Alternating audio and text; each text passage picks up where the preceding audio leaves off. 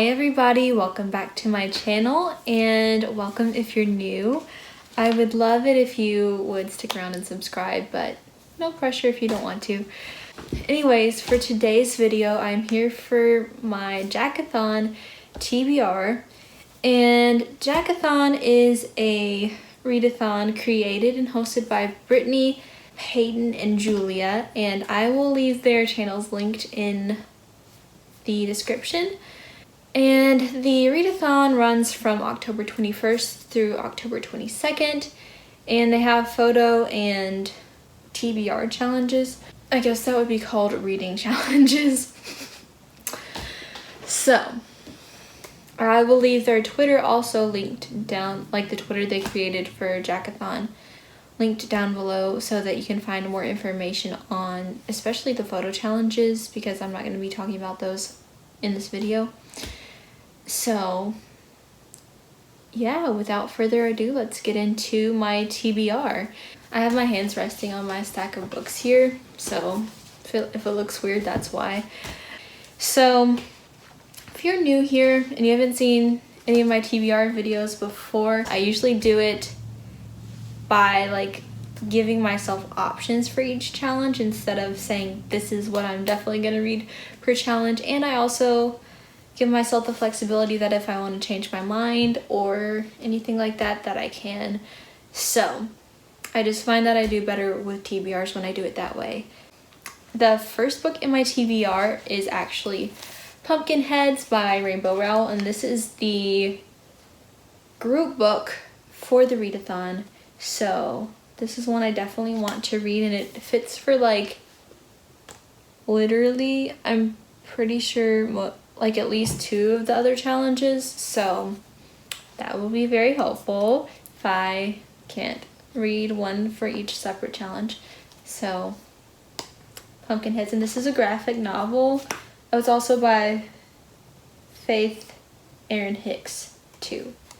So this is a graphic novel, and as far as I know, it's just about these 2 main characters who work in a pumpkin patch every year, and this is their senior year, so it's about their last year working in the pumpkin patch. I think it takes place all on Halloween, so it's like their last night actually to work in the pumpkin patch. Yeah, and it just looks super cute. I really like the art style, just flipping through it in general. And oh, there's this super cute picture of the authors in a pumpkin patch. That's so freaking adorable. Okay, so yeah, that's the group book, so I will definitely be reading this. So the first challenge, besides the group book, is a book that is set in fall, and I have 2 main options for this one right now.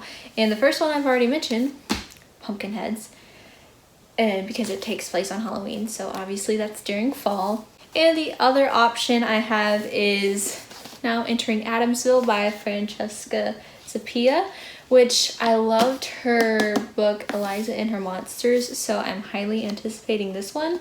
And it's just about this girl, this town that has a lot of ghosts, but they're like kind of a tourist attraction, but the main character knows that they're more than that. And the main character is also being framed for a crime, so she's trying to figure out who actually did the crime. So sounds super interesting to me, and I've been super highly anticipating this book, so this one I really want to be a priority for this readathon for me. The next challenge is to read a book with red, yellow, or orange on the cover, and both Pumpkinheads and Now Entering Adamsville would both work for this challenge too. So if I don't have time to get to another one, I can count one of those. I also have a couple of other options, or a few other options. One is Bone Gap, which is an audiobook I have on hold from Libby, and I'm not actually completely sure what it's about. I think it's magical realism, so there's that. And I think I have to turn it in like 6 days, so maybe I should prioritize that. The other few options that I have for this, besides the ones I've already mentioned, are Anna Dressed in Blood by Kendar Blake and Slasher Girls and Monster Boys which is an anthology with multiple authors. And if you've seen any of my recent TBRs, you will know that I want to read these books because I put them both in like my fall TBR and my, what was it, Spook-a-thon TBR. But I wound up not getting to them during Spook-a-thon, so it'd be cool if I could get to at least one of these during this readathon, but I'm not sure how that will go with school and all, but we'll see. And the last option I have right now for this challenge is Mooncakes by Wendy Zhu and Suzanne Walker. And this is another graphic novel, so I feel like there would be a good chance that I could also get to this during this readathon as well, because it's a graphic novel, so it won't take as long to read. And the art style also in this one looks just so cute, and it just looks so cozy, and it looks just like perfect for fall. Ugh, I really want to read this. It looks so cute. And I'm honestly not really sure what this is about. I think this one is a witch and this one is a werewolf. So it has some supernatural elements for sure, but I'm really excited to read it, and I don't really want to like spoil it for myself. So the next challenge is to read a book that scares or intimidates you, and I have a couple of options that I've already mentioned for this one being Bone Gap audiobook, and the reason that would intimidate me is because it's magical realism and I don't read that a whole lot, and also Slasher Girls and Monster Boys because that book is an anthology, and I don't think I've ever read an anthology. So that's a bit intimidating. The other I haven't mentioned yet is Lair of Dreams by Libba Bray.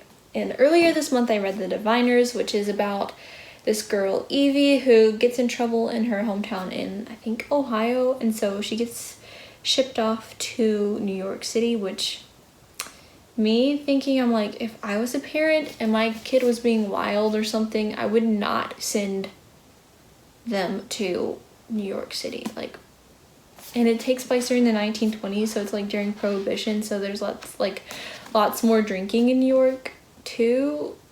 And if that's something her parents didn't want her to do, like, I don't know, literally does not make sense to me, but I'm not the parent, so but yeah, I loved The Diviners. It's one of my favorite books of the year. So, and I forgot to say, this also has like ghosts, demons kind of things in it, so it's really spooky. So that's why I chose it for something that scares or intimidates you. So I definitely think I'm gonna choose this one for this challenge, but if I run out of time or something, maybe not. But I really want to get to this one because The Diviners was so good. And the last challenge for this readathon is to read a book that represents your favorite candies. I don't necessarily have one favorite candy. One of my favorite candies that I don't actually have in my house right now, I actually don't have any candy in my house right now, so I can't show you any of it. Maybe I'll find pictures or something, but maybe not. We'll see.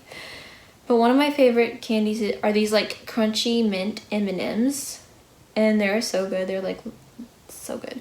But I don't currently have any brown or mint green books on my TBR at the moment, or my immediate TBR at the moment, so I don't think I'm going to use that one.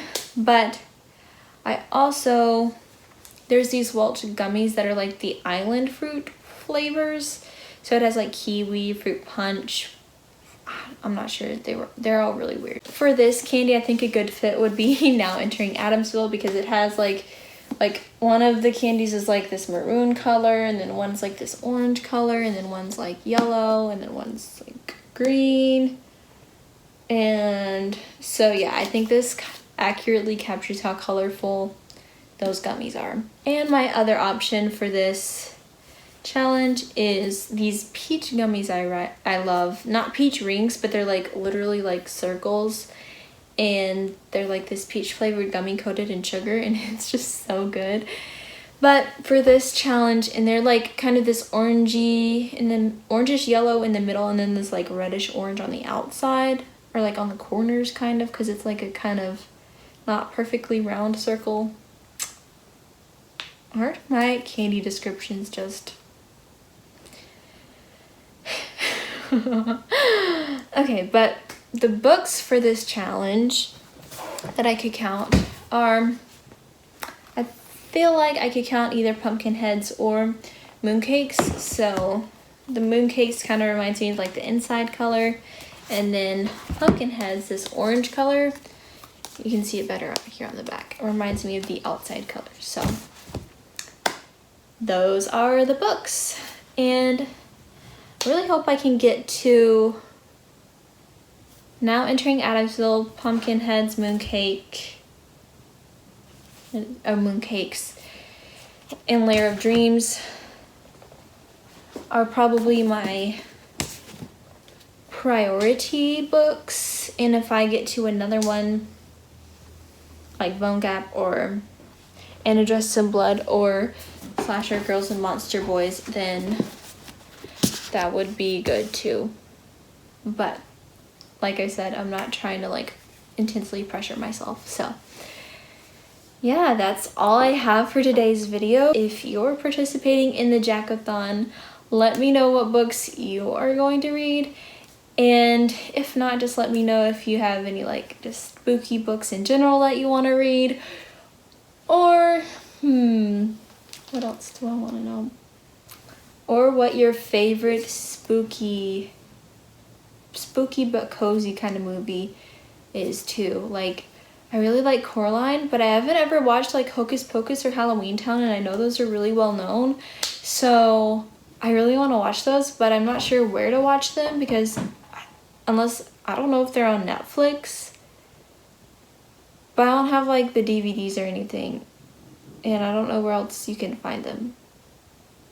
So if you know, you should tell me so I can watch them. But yeah, that's it. Thank you so much for watching, and I hope to see you soon in my next video. Bye!